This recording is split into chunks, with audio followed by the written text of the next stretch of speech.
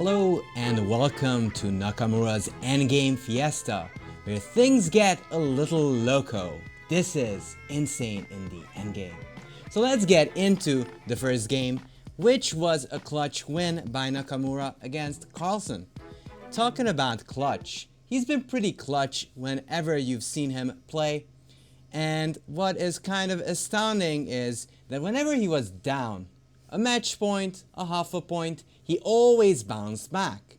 And right now we're going to see how he has done that. So looking at this position, you would claim that this is a middle game, and you wouldn't be wrong at all. However, I would say this is more like a middle game end game hybrid. Some people say if you see queens on the board, it cannot be an endgame. That's not true, by the way. But if and once the queens are removed, they consider it an endgame. However, in this case, there won't be any decisive mating attacks, or not yet, or highly unlikely.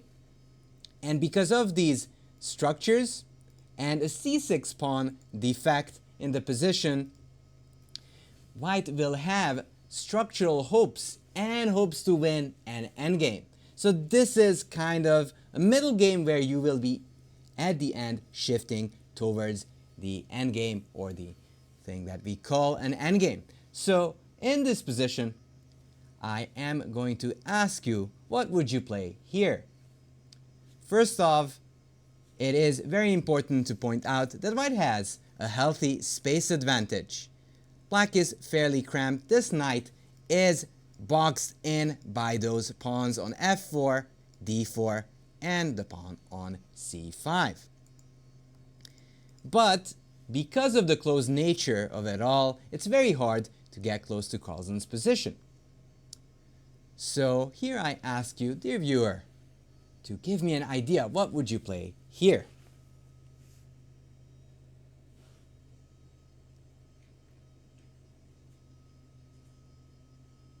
Just notice that the big target will be on c6, and if you keep that in mind, that plan that Nakamura came up with will be fairly easy to find.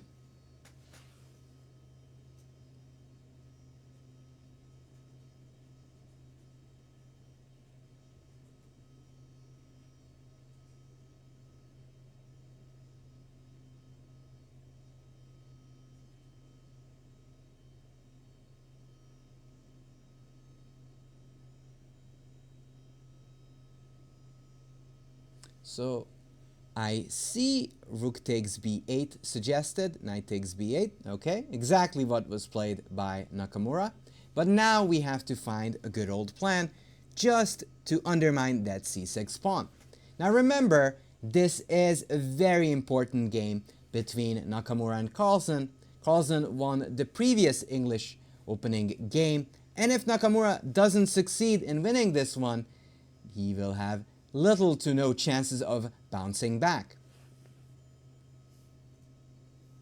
Put the knight on e5. If you put a knight on e5, there would be bishop takes e5, fe, and after knight d7, there is a limited chances for you to break through.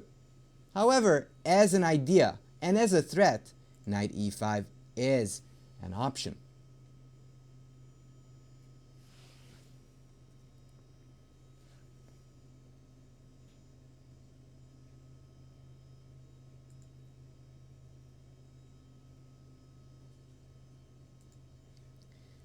So the big move was knight c1. Let's try to find out what is this move trying to achieve.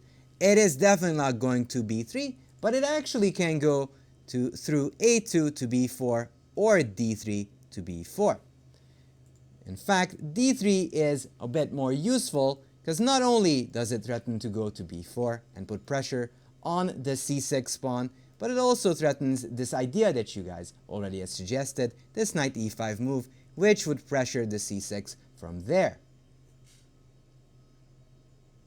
Knight d7, knight d3, and Nakamura's knights are closing in, inching ever closer to that c6 square.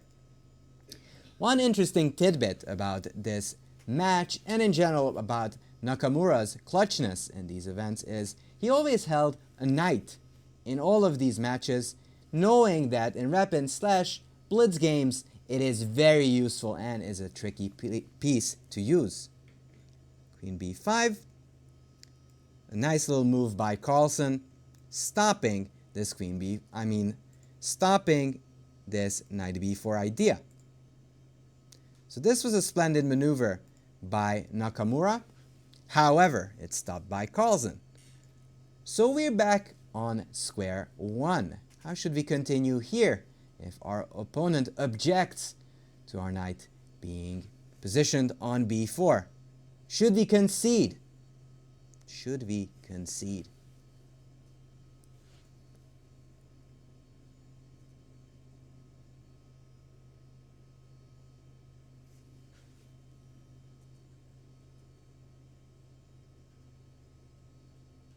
That is sort of a yes and no question, and I know some of you are not that familiar with the chess as a source of communication, but whenever Nakamura played knight c1, knight d3, he said, hey, I want to have this b4 square. And Carlsen would respond and say, yo, I'm not giving that to you. You've got to fight for it. Will we fight for it or not? Will we concede and say, okay, man, you've got that square?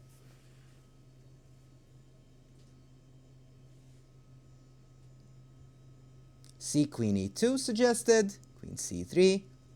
One is a little bit more circumspect than the other. g4.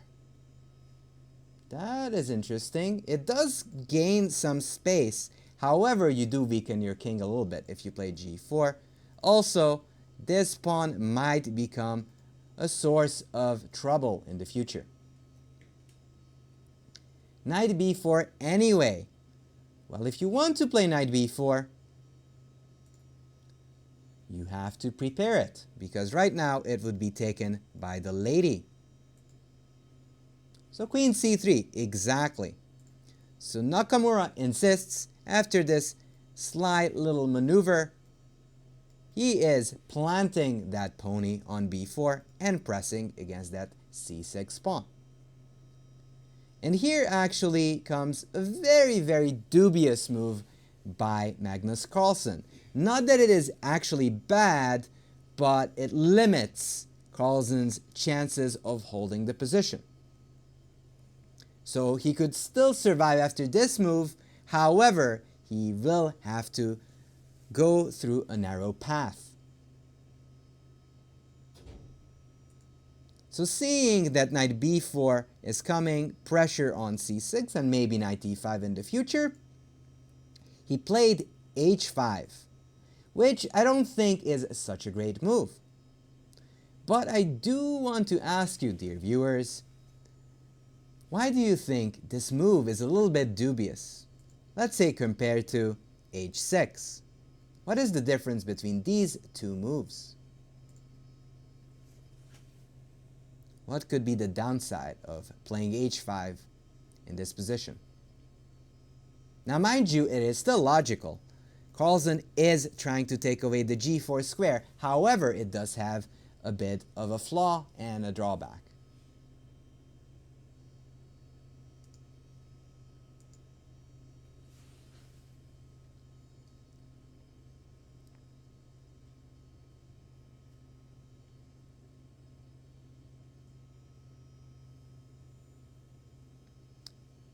So there is an important square that gets weakened, as saying the g5 square can become very, very important later on.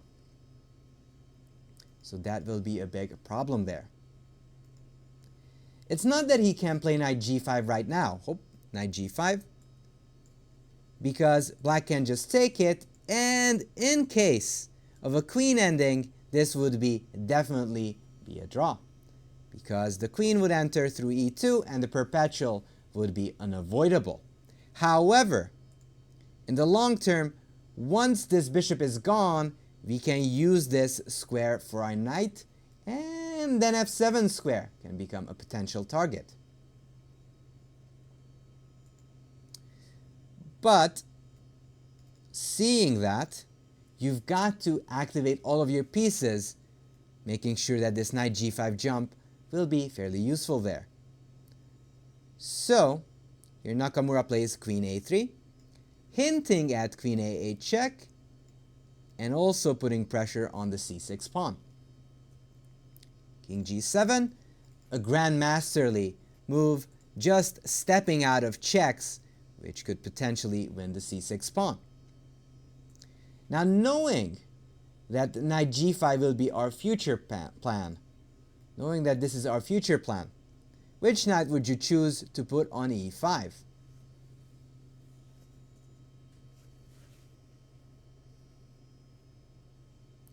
Again, if you go knight g5, I just take you. In fact, this pawn is hanging. Once you move the queen, even this can become a problem. However, if black wants to be safe, can just take, maybe go queen b7, and black is likely just to hold the game comfortably.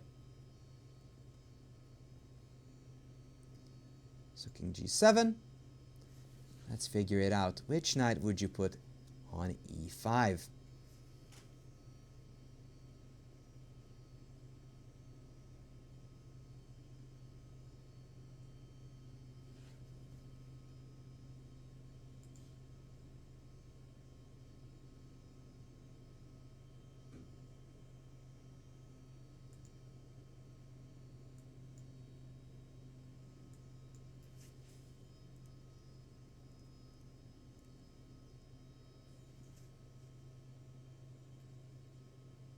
Open the H file.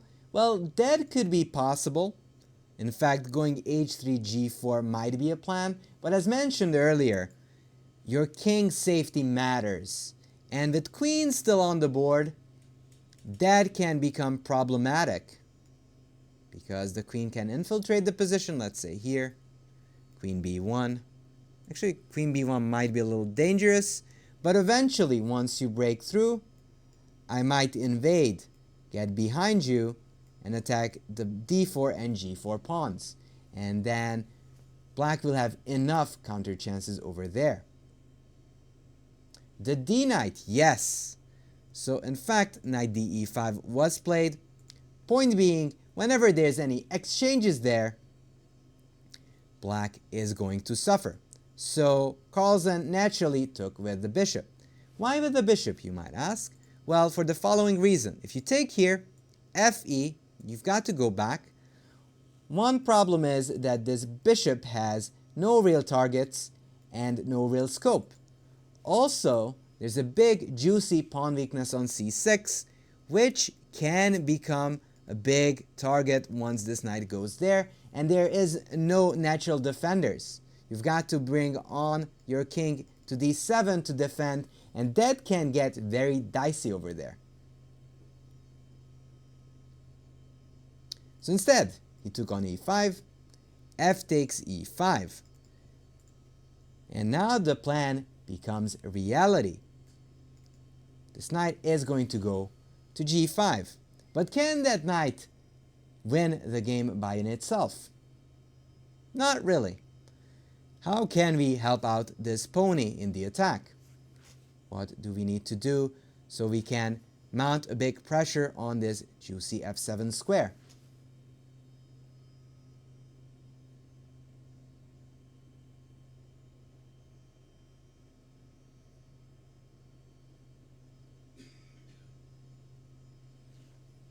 So knight g5 is the move, but how should we follow up after knight g5?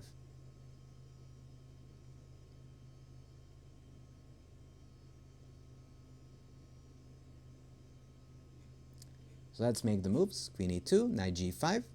You already have some pressure on f7. However, that knight alone will not win you the game. And h4 would stabilize this horse on g5, but it doesn't really help with the attack. Indeed, queen a7 is the way to go, and it's legendary and it's well known that a queen and knight works well together. Now, even though Carlsen's position is not yet losing, not even near losing, it can get very dangerous. So if black plays h4, there is a surprising solution here for white.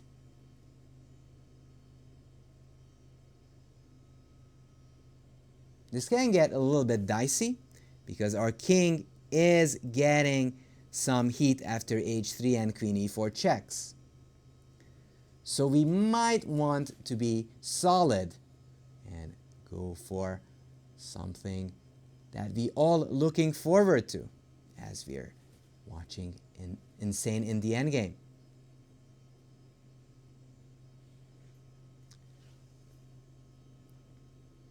So how could we react against h4?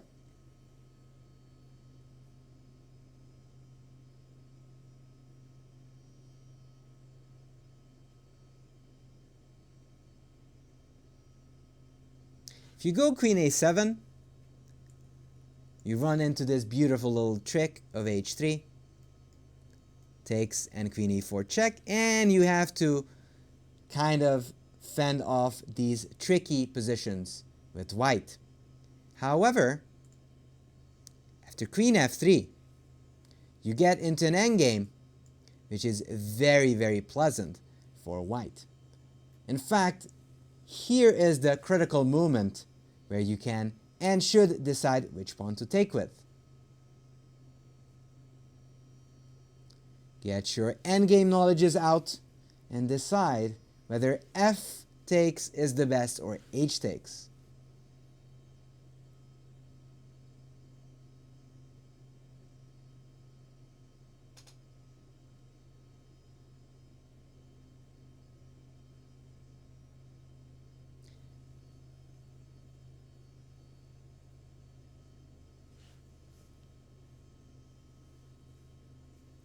Why not h takes here? Well, if you take there, I can check you, and then indeed that d4 pawn will become a target. If that happens, checks here, I take on d4, and the whole construction for white is collapsing. No longer do you have threats on f7, because if you go here, I have knight takes e5, defending the f7 pawn and hitting the lady. So let's go back to this critical moment. F takes g3, indeed, is the correct move. Why? Normally you want to take towards the center, so the better move be h takes g3. However, in this specific case, we're in an endgame. Legitimately, there are no queens on the board anymore. So you want to create a pass pawn. And in fact, this position is near winning for white already, because after you create a passer, you will also have a plan of walking all the way to that c6 pawn. And even though possibly this knight can try to stop you, let's say knight b8, trying to get to b5, however,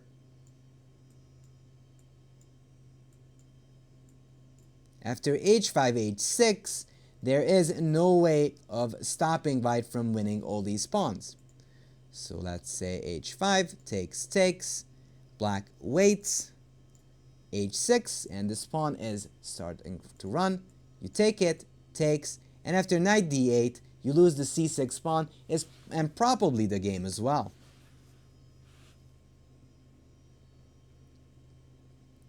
So that is why it's important to know the basics of endgames, that whenever you reach an endgame, you want to create a passer. It doesn't really matter on which side of the board as long as it's a pass pawn. And with combining this pawn weakness on c6, a potential target for the king, hop, hop, hop, and that pawn will be gone. With those two weaknesses, it is more likely to be lost than held by black. But back to the game. Therefore, Carlsen plays queen g4, pressing this pawn, h4, just defending the knight. If queen takes d4, then there is, I think, queen a7, This f7 is hanging, and knight takes e5 naturally would defend that pawn. However, takes, and it is forked down. You're just going to lose the lady, and with that, the game. So queen g4, h4, knight f8. And at the moment, it seems kind of safe for Carlsen, because after queen a7, there is this little defensive move of queen f5, and everything's well defended. If you would go pawn hunting, there is a very nice little defensive idea for Carlsen, which would save the day for him. What could be that move? Seemingly, it's completely lost. You're just going to lose this pawn. You still have to defend the f7 pawn, because whenever this lady leaves, you just get checkmated on f8. Just get mated. So therefore, you've got to find a skillful little move here, which will save the day, by the way.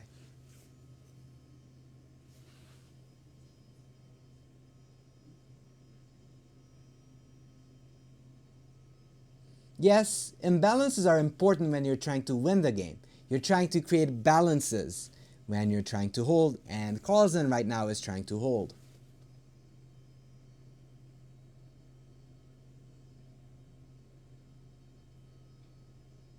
Yep, knight h7, and that is an important idea. Black is willing to part with the c-pawn, which in long term would be a loss for black. However, in this specific case, the queen is just so far away from the king that this is just going to end up in a perpetual. Even if you go here, I keep checking you, and you can't really hide. And even if you try to hide on h2, I have ample time to play queen e2, hit this f2 pawn, and just perpet after that. So even if you go queen d7, for example, takes, here, check, and I'm just going to keep repeating with queen f2 and queen f1, check. So in general, queen endgames are more likely to end up in a draw than not. Therefore, knight h7 is very important. I have an idea here. Seeing that, Nakamura came up with a different concept. So he's not seeking a queen endgame, but a knight endgame. So let's pause a little bit and try to find Nakamura's next move, which wasn't queen a7, of course.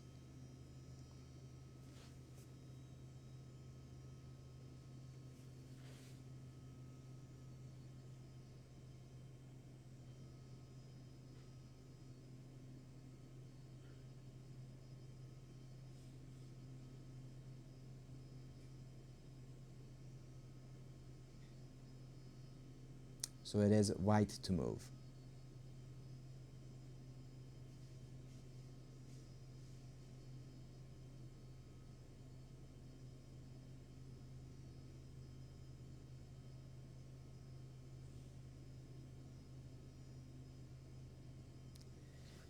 So if you go queen f3, as suggested, I can just capture you, takes, and just go f6. And in fact, you'll suddenly have some weaknesses on c5. I'm going to show you why.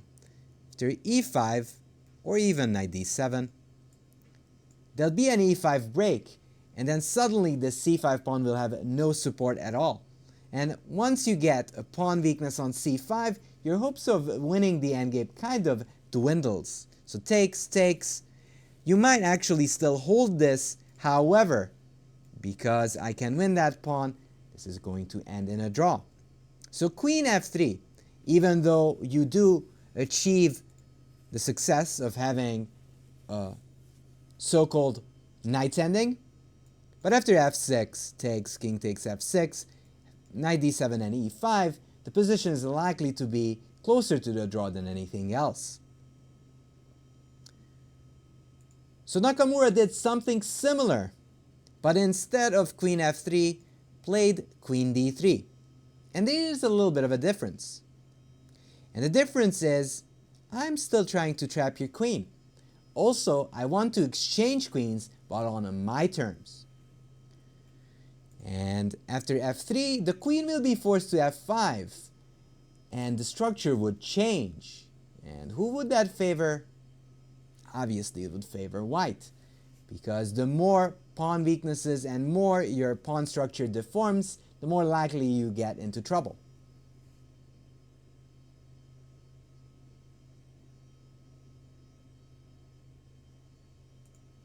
So this f3 is the big threat. So Carlsen played the good move, queen f5, queen takes f5, and here comes the big question. How would you take on f5?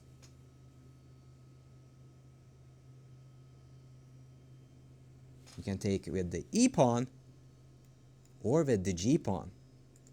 You've got only two options. One of them is good, the other one not so much.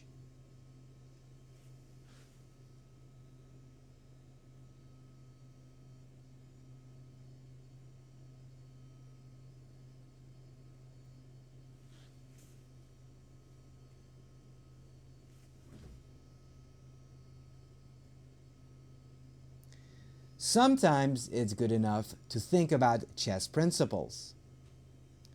Should we take towards the center or far away from it?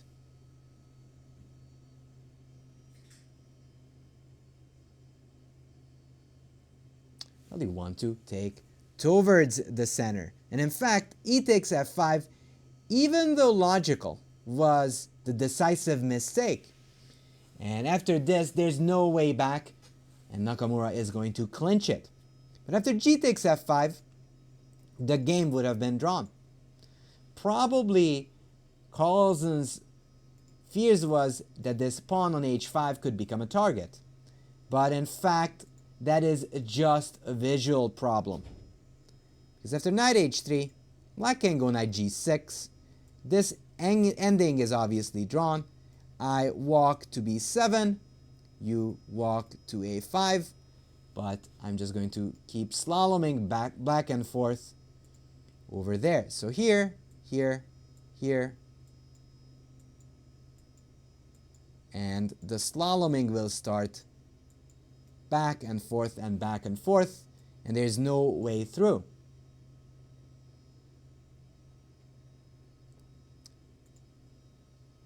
So knight f4 is obviously a draw. That wouldn't be the big question. But gf, f4, possibly he was actually not f4.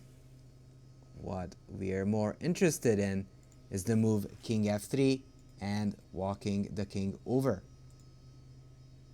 Wait, no, f4. Waits, or you can go f6, knight f3, you want to keep the position intact, knight g6. And even though my king will walk around there, this knight will get to g4, and there's just enough counterplay there to hold.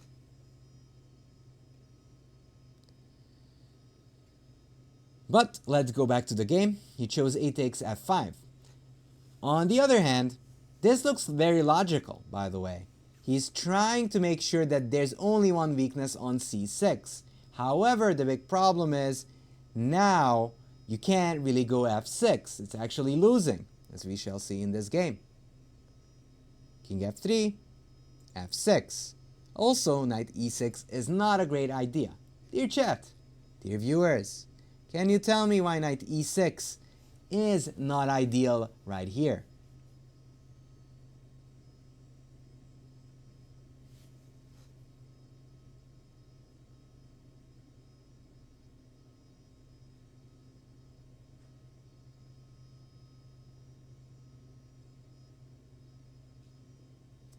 So there was a question. In the endgames, you might want to take away from the center. In some cases, isn't that right?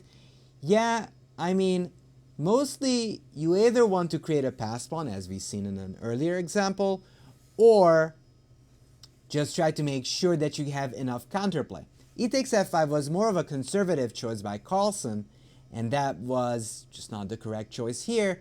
He should have looked for more counterplay.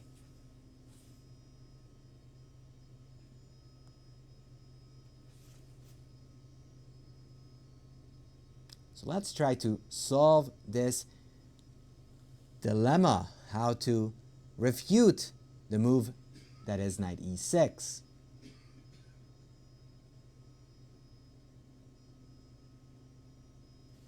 Okay, knight takes e6, f takes e6.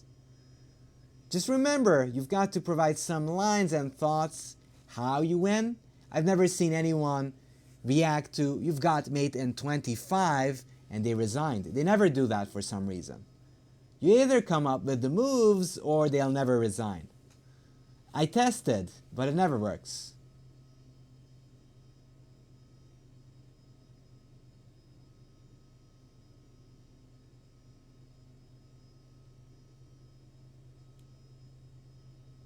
Okay, king f4. I'm going to wait around.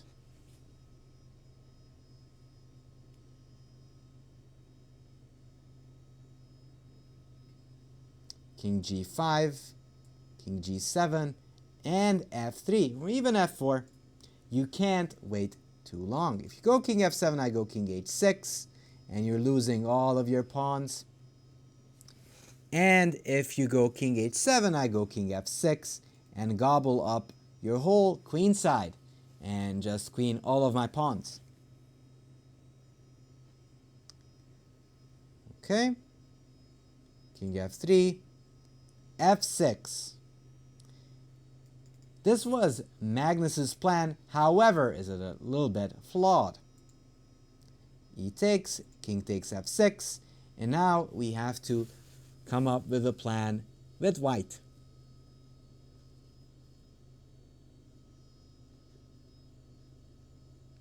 First off, we have to realize where are the targets. It is obviously on c6. Is there any other potential targets in the position?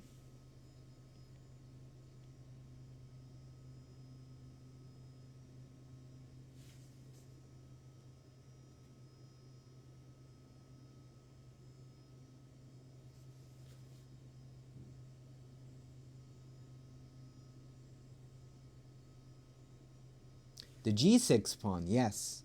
And this is one of those things that are very annoying. The c6 pawn is a weakness, and even though this pawn is defended by the knight and the king, once they start moving around trying to defend the other guy on c6, this will become an issue. So king e3, Nakamura goes on the long pilgrimage towards the b6 square. If that happens, probably the c6 pawn falls. Knight d7.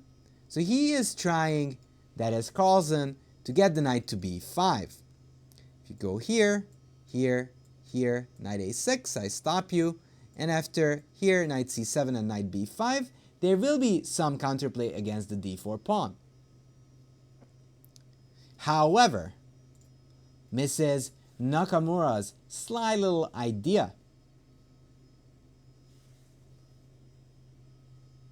And he's going for this juicy e5 square. Plays knight f3. So now no longer can you go to b8, or if you do, I'll plant my knight on e5, and you can never ever move with your knight again. And this actually truly turns into a king's ending, a king's and pawn ending, with this knight stuck there. If you go here, I just go here, here, f3, and I just out-tempo you and win the g6 pawn. Game over. So you can't do that, so you have to play king e6. Knight e1, just maneuvering this knight to d3, where it can go to b4, pestering the c6 pawn, or pestering the g6 one. Knight b8, knight d3, king f6, and now Nakamura comes up with a very bold solution, but a good one. Can you spot it?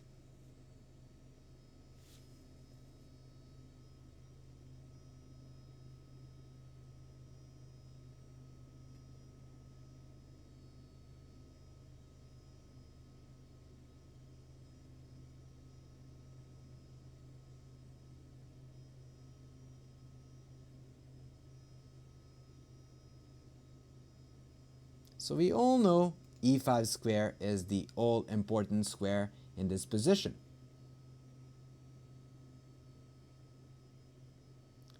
And he went with this very bold move of f4, saying, I don't need your king side.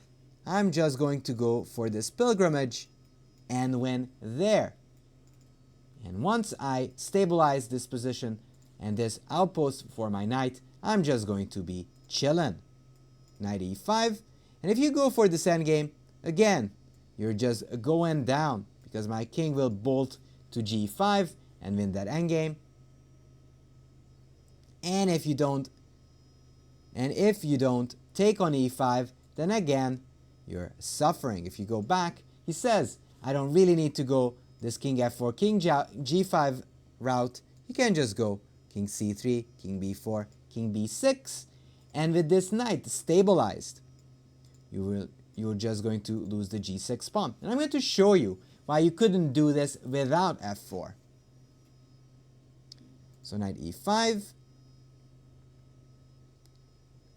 meaning king f6. If you go here, and if you wouldn't go this way, but the other direction, there is this little bit of a funky move, f4. And after gf, king f5, there is some counterplay here for black, and he can hope to mess around a little bit.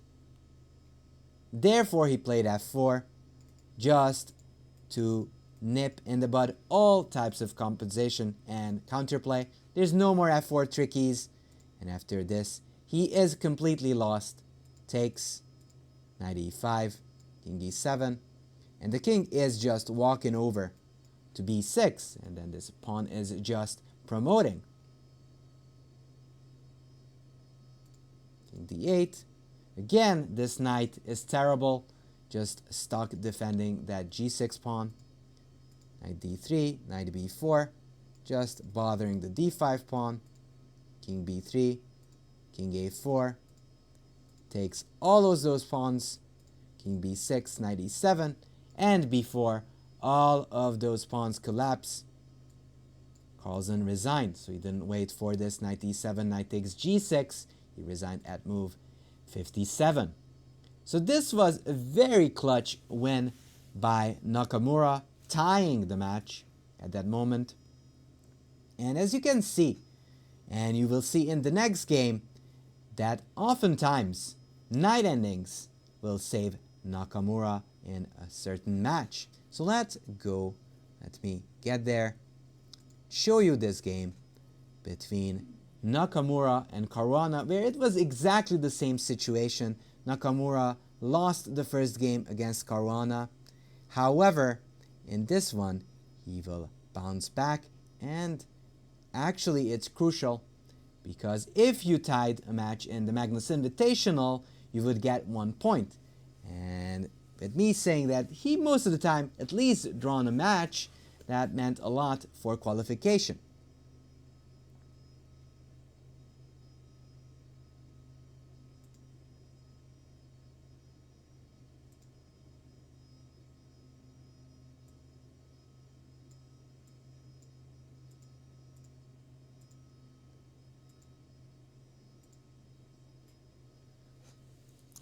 So this is the Nakamura-Caruana game. And again, not foreign to Nakamura, he has to win it yet again to equalize. Now, we're not yet in an endgame.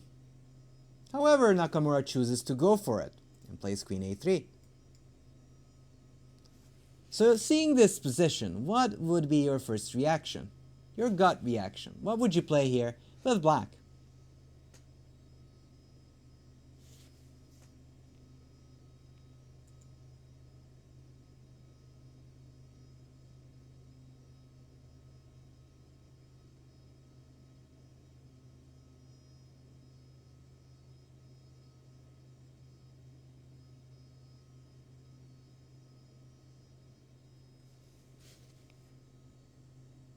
Now, from an objective perspective, this position is near even. However, Just because the computer would say this is drawn 0, 0, 0, it doesn't mean you can play these positions. And that's actually one of those things that Nakamura did extremely well this whole event. He was just very clutch and posing lots of problems for his opponents in these very sneaky little endgames. So I see Queen C7 suggested, Rook C7 suggested. Well, can you not trade queens? You still have to trade queens, unfortunately for you, because if you move your queen away, your rook is in danger, also that pawn on A7. So you've got to exchange. You've got to decide how to.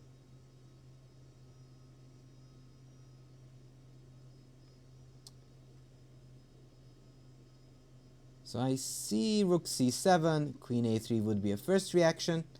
So you guys are correct. Caruana should have taken on A3, Knight takes A3, saying that he is going to have a D-file as a form of compensation. Now, Caruana played Rook C7, which at first sight looks logical.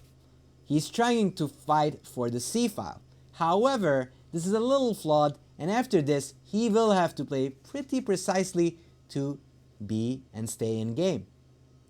Just to stay in game. So Queen takes C5, Rook takes C5, and the next move is the one that puts the kosh on Caruana. Can you find it? Because at the moment, this looks fairly pleasant for black. You've got the D file, you have some pressure on the C file. It seems tedious and very drawish. However, Nakamura's next move is going to be an unpleasant surprise for Caruana.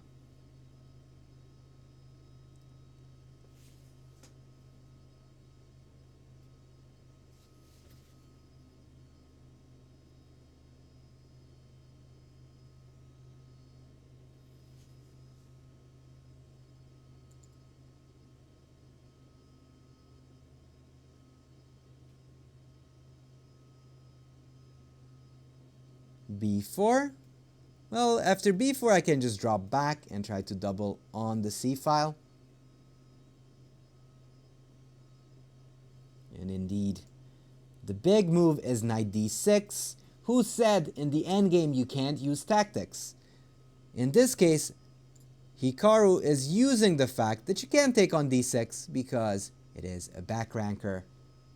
Checkmate. You can give up everything, but the game would still end up in a loss for black. So after Knight D6, you do lose the control of the C file, and after that, these pawns will become a little bit weakened. Rook takes C1, Rook takes C1, and G5. G5, a very classy move by Fabiano. He is getting rid of this backranker threat and saying, if you take on B7, I have Rook B8, and there's target on B2, and enough play for white. However, enter the knight ending, Rook C8. At first sight, you'd say, this is nothing special. However, that's not the truth. Those pawns are far away from this king and can often become a target. So Rook takes C8, Knight takes C8, immediately hitting on the A pawn. A6, Knight D6, B5. So far so good. I'm not claiming that white is better here. However, playing this position with black is a little bit more annoying than playing it with white.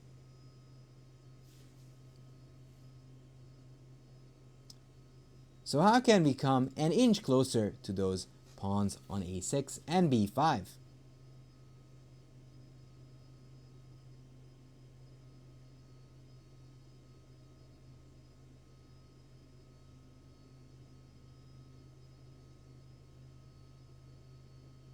And that is the key for the whole position. Otherwise, you can't put pressure.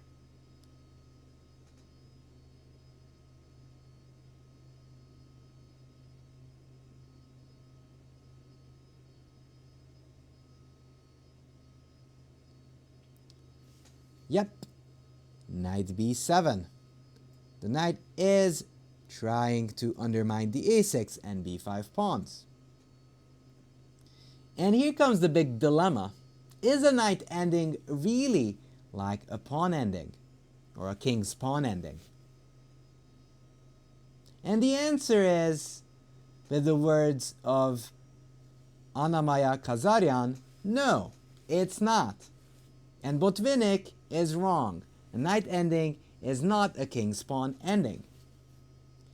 You don't have the simple solutions like you have in the pawn endings. Bring your king in. The king is an important piece. It is still an important piece. However, the dynamic is still a little bit more complex than that.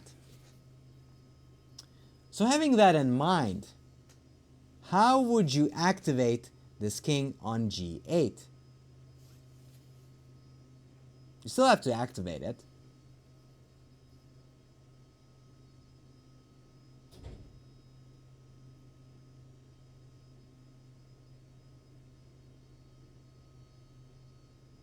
Would you go king f8 or king g7?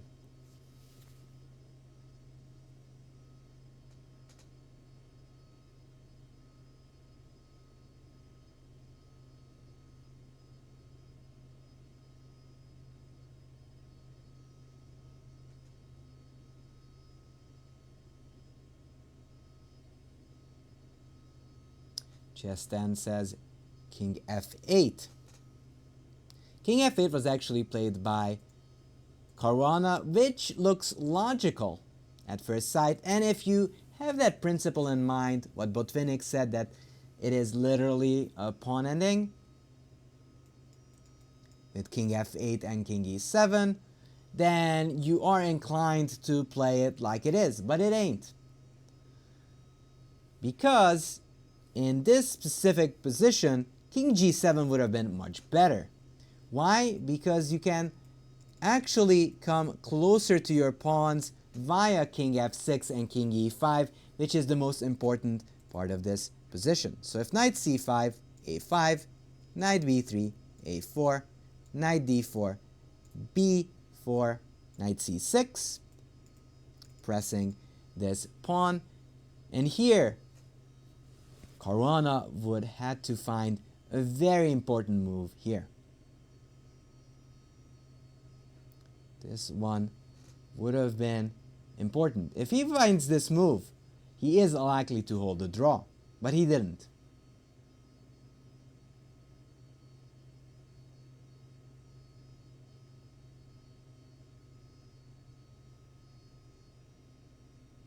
If you go b3, I would just capture that pawn and go knight d4. You don't have enough time to counterattack the b2 pawn. However, in this position, Caruana has a wonderful resource that he missed.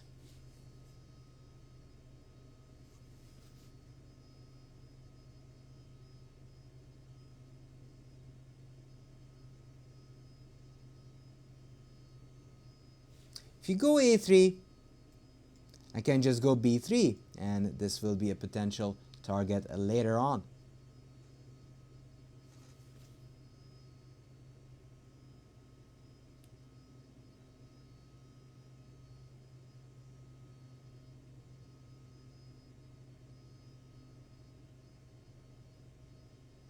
Knight d5, indeed. Because if white plays e4, there is a beautiful, beautiful move by black. So if you're wondering, pause the video for a little bit, try to figure it out, because the next one is just going to blow your mind. It's just beautiful. You think in endgames there are no tactics. Well, you're wrong. Chess is partly about positional play and small tactics. Even here, there is this magnificent sacrifice of knight c3. And what makes this brilliant is after b takes c3, there's b3, and there's no way you can stop this b pawn from promoting. AB, you still might try, but you will fail because your knight is just not in time to stop this b pawn from promoting.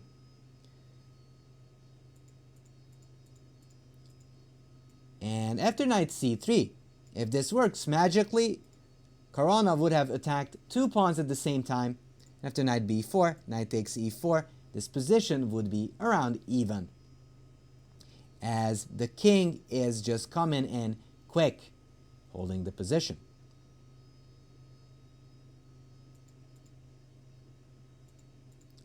So the other choice for Nakamura would be to play b3 here. If you go knight c3, it's not as impressive as it is after e4, because now you would have knight takes b4, AB, and you don't have enough time to attack. Actually, you do. There's knight e2. Oh. So here, what's the difference then? Knight b4, AB. Maybe even this holds. Because if b takes, there's knight takes a2, and this b pawn is running. Maybe knight d4, and then this a pawn is faster. Okay. So probably because of this a pawn you can do this.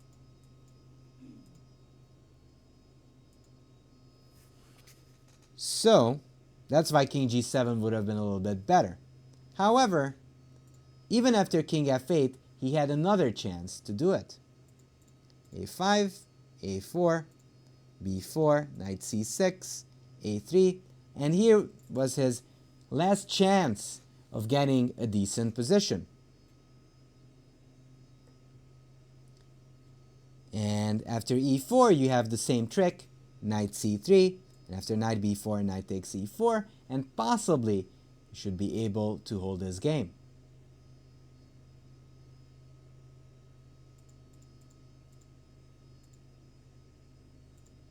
a3, b3, and now with these pawns fixed and with knight d5, knight c3 not ever working, because knight d5, f3, which is a big move, you never ever have this move because I take on b4 and you're just losing.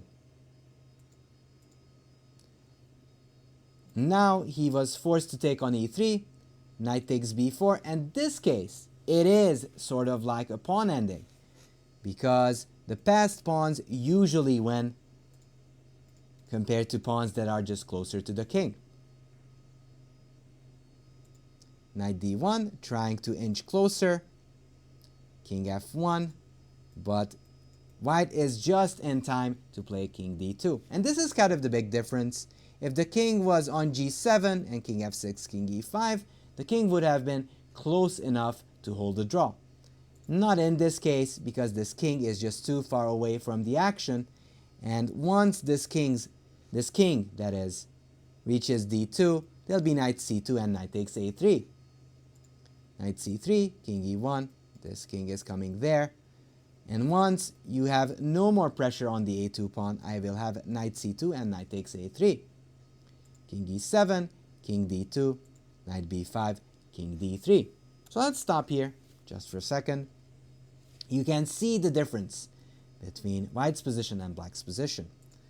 The black king is far away from the action, while Nakamura's pieces are ready to pounce on this a3 pawn and help this b pawn to a lady. e5, knight c2. This a3 pawn is struggling, and once this king joins the battle, that b pawn is just going to make a run for it. King e6, king c4, knight d6, and king c5. So when the situation is not fluid anymore, I kind of agree with Botvinnik in saying that this is much like a king and pawn endgame. But when the situation was still fluid, coming back to this knight c3 idea, this is nothing like a king and pawn endgame. King and pawn endgame. In this specific case, you wouldn't have these kind of tactics, which works in this position, which would lead to a draw. But coming back to this important position, white already has a formidable advantage, as this pawn is likely to fall in the near future, and Caruana is far, far away from creating his own pass pawns. King e6, king c4, king c5, and with this king not in front of this one on c5, the b pawn, as said before, is going to make a run for it. h5, knight takes a3, g4, takes, and knight c2. And this is another important little twist by Nakamura. He makes sure that he protects these squares wherever these pawns would try to promote. And now the a pawn is just running with the b pawn. And this is just going to be game over pretty soon. f5, knight to e3, stopping f4. f4, it can take, and knight g4. And you don't have enough counterplay on the king side. Knight e3, knight e4, king c6. And in this sense, endgame logic still works. You want to have the opposition, and you also want to restrict your opponent's king. So now Caruana's king cannot enter. And now the b pawn and a pawn is just going to make a run for it. Knight f6, a4, this pawn is going, f4, knight f1. You can't really play e4 because there's gf, and you don't have enough pieces to help support the e pawn. And you can even go this direction, e3, takes, a6, and you can't even stop my a pawn from promoting. So f3 was played, a5, knight d5, king c5, e4, king d4. Just making sure there are no funny business with e3. If I have e3 now, you could just take, and yes, you have this protected pawn, but I'm going to dislodge the g4 pawn with h3, and with two connected passed pawns, it's an easy win for Nakamura. So king d4, king d6, king takes e4, king c5, and a6. And there's no way you can stop the pawn, or if you do, you're going to lose the g4 and f3 pawns, and it's going to be game over. So what we learned from these games are, always keep your knights in endgames, because you never know, you might actually trick your opponent or outplay them, because you know those knight endgames way better than others. So thank you so much for watching, and I hope you enjoyed these knight endgames. And I hope you have a good day or night wherever you are. Take care.